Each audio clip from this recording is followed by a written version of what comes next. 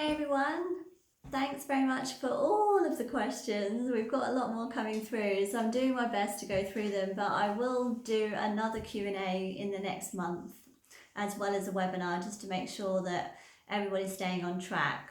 Some good questions. Some of them can just be basic questions, you know, the just starting and finishing knot, for example, and some are a bit more curious about actually how to transfer the beadwork to a garment. So we'll look and explore further into all of those things. What I am going to do is I'm going to answer Michelle's question today. Michelle from the States. So she wanted to know, I'm really struggling with making holes in the fabric with the thread, and also I'm struggling with the starting and finishing knot. So what I'm going to do today is I'm going to demonstrate using embroidery floss, and I'm using a 130 needle, which is a lot thicker. So here's the needle here, and I'm just working on the tulle so you can actually see what's happening underneath the frame. And then I'm just taking some embroidery thread just to give you a good idea of what I'm actually doing. So I'm going to start by going from this direction, and then I'll possibly change direction as well, just so you can see what's going on. So plunging the hook. Remember, always make sure that that hook is in alignment with the fixing screw. We did mention this in a previous video, but that sharp bit facing upwards needs to be in line with here. The reason why is because when you rotate, when you lift, that hook's going to catch the fibres, and you always have to push on the back of the hook, so you're always pushing away to lift it through. That will really help you from, you know, making sure you know which way the hook is facing, and also it means you're going to put a lot less holes in the fabric. Working with tulle is easier because the fibres there is, well, it's not really fibres as such, but it has, you know, a lot more holes in the fabric, whereas working with organza is a bit more challenging. But remember that if you don't get good habits, you'll struggle when you go and work on organza. So you may think, oh, it's so easy to work on tulle, I'm always doing it right. The reality is you may not be doing it right, but it's just not obvious because of the nature of the fabric. So it's really good to get into good habits because you want to be versatile and transfer between silk organza, georgette or chiffon, for example. And also you may want to think about working on cotton drill or linen. Those types of fabrics work really well for tambour embroidery. Okay, so plunging the hook, we're going to go forward to start off with. I'm going to latch that onto my thread onto my hook, lifting it through the fabric.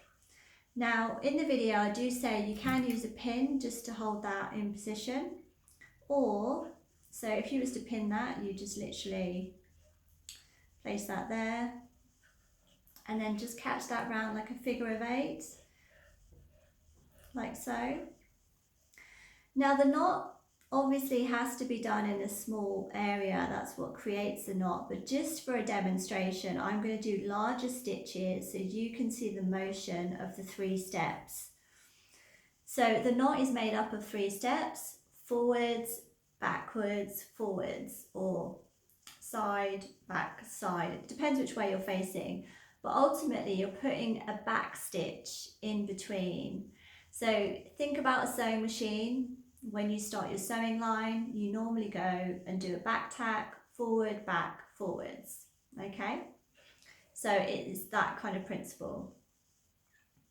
So I'm plunging the hook forwards. I normally go a couple of millimeters, particularly with thicker thread. I normally say 2 millimeters here, but we're just going to do a wider stitch length just for you to get an idea. This is purely for the steps. This is not really about making a knot that will work. Plunge forward, remember, always facing the direction I'm going. Wrap 1.5. Rotate anti-clockwise. Remember, my rotation is a perfect half circle. Keep that hand lower. So you don't want to have your hand up here because you've got to lift that and latch that thread onto the hook. The lower it is, so it doesn't want to be too low that it's just going to fall off. Okay, so it really needs to be about halfway, not here and not all the way down there. So kind of consider that as like a 45-degree angle. Keep that thread taut underneath. If you've got a slack thread, it's going to fall off the hook. So that thread has to be taut, but remember it's not too tight, okay? If you're pulling too tight, you're actually going to make holes in the fabric when you lift it through. So consider this, keep it taut but not tight. Rotate anti-clockwise, half circle. Just going to lift that through until that thread falls into the hook. So I'm about 5 millimeters away. I've just paused for a second because I want you to see that that thread is in the hook. You'll also feel it in the fingers underneath, okay? So you'll actually feel that thread fall into the hook. Now you're going to push on the back of the hook to lift it through, like so. And then you're going to do a chain stitch backwards. So you're not going to reset like you normally would at that point. You're actually facing the direction you're going because you want to come backwards. So you're going to plunge backwards here.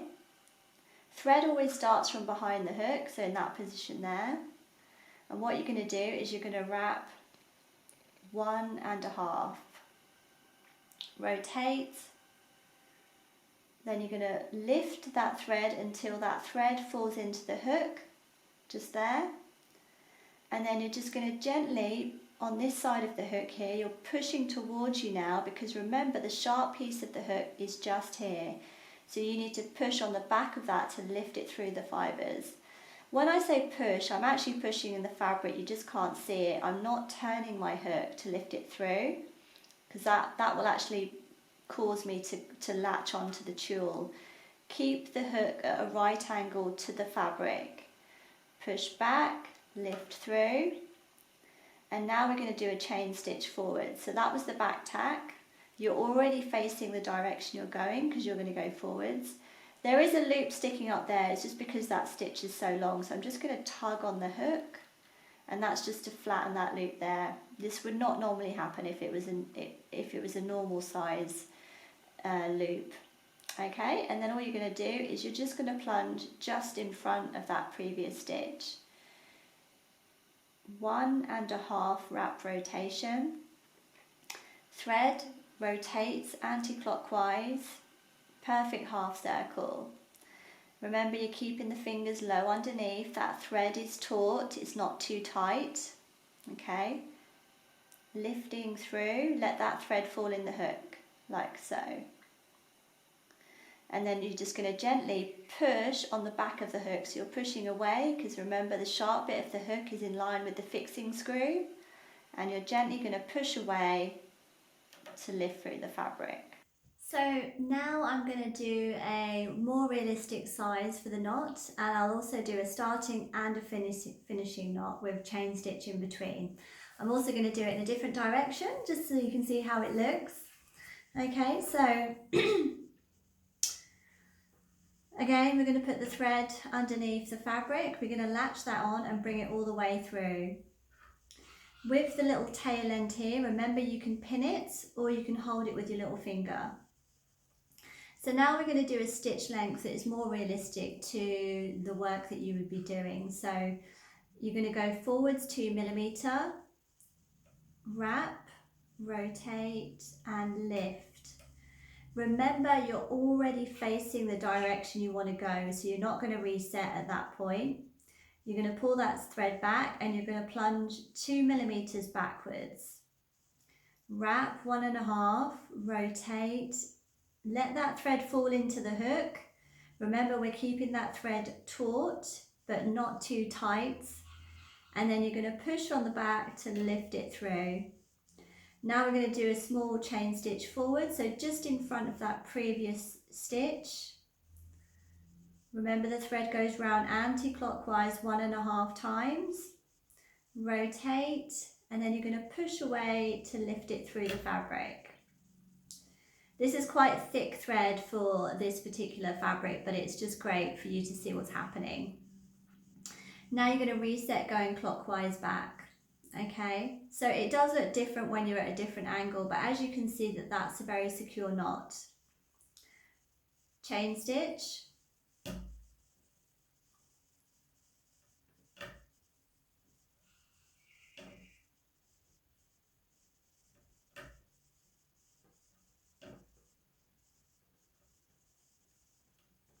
If it doesn't want to come up, you see how it wasn't coming up then? So a really good thing is also if you're putting holes in the fabric, instead of forcing that all the way through, go back down slightly and just change the angle, because it might be the angle of the hook that you're not in the right alignment. So remember, it's always a perfect half circle, so 180-degree rotation. Reset clockwise, plunge, wrap, rotate, lift, reset clockwise, plunge, wrap, rotate, lift, reset clockwise. Okay, so we're going to do a finishing knot here. It's very much the same principles. It's made up of 3 steps, forwards, backwards, forwards. And I'm just going to have a go here. So when I say go forwards 2 millimeters, and in the video I say 1 millimeter, that's because you're working with filagante, which is much finer. So when you're working with the couture beading thread, it's a lot finer. So if you work with thicker threads, you need to give yourself just a bit more space to do that rotation. So thread goes around 1.5 times. Remember, you're keeping that hand at a 45-degree angle, so it's not up here or down here. Then you're going to rotate. Remember, you're lifting to allow that thread to fall in the hook. And then a fluid motion, push on the back to lift it through. Remember, you're pushing in that direction. Just unlatch. You're pushing away to lift the hook through. I know it looks like I'm just coming straight up, but remember, I've got that sharp bit on the hook there, so I have to push in the opposite direction to get it through the fabric. So from that position there, you can either plunge through the previous chain stitch or just plunge next to the chain stitch. Thread goes round 1.5 times, rotate. So remember, let that thread fall into the hook. When you know you can feel the thread in the hook, then start pushing on the back of the hook, okay? Because remember, there's little things that can go wrong. Some of you are saying, I keep losing my loop, it keeps falling off the hook. Well, if the thread isn't taut underneath and you've got a bit of slack, so I'll just show you here. It's really a paradox because you need to know how to do the starting knot in order to get going, but you actually need to learn how to do the chain stitch because the principle is still the same. Once you grasp the chain stitch, if you look at the video from foundational level, you can see there that I've actually given you 6 knots to do, starting and finishing. And so that template is great because it gives you something to work from. It really is worth making sure that you do follow those steps because everything is about muscle memory. And then once you grasp the basics, then you can move on to other things from there. Okay, so I hope that helps, Michelle. Fingers crossed you were able to get the hook through the fabric without putting any holes in. And you can also just grasp the starting and finishing knot. Okay, I will be doing another question tomorrow. It is the final question, but I realised there was a lot of content that people wanted me to cover, which was great. So what I will do is I'll put something together very soon and I'll launch that within the next 4 weeks. So remember, if you do want to stay in touch with me, you can send an email via info@couturebeadmasters.com. I'll add it in the link below. I'll also add the frame that I'm working on, which is, this one's a roller frame.